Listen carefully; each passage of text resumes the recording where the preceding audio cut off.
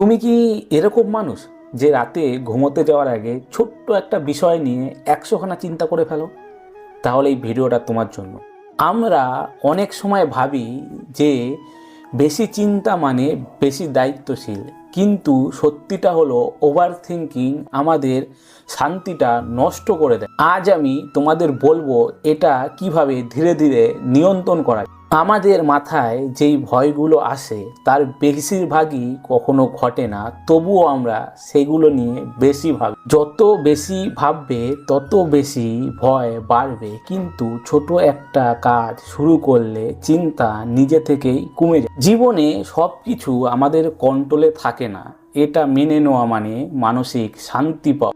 মনে রাখবে, over thinking সমস্যার সমাধান না, এটা শুধু তোমাদের সময় আর শান্তি নষ্ট করে। ভাবা কমাও, কাজ করা শুরু করো, জীবন তখনই সহজ হবে।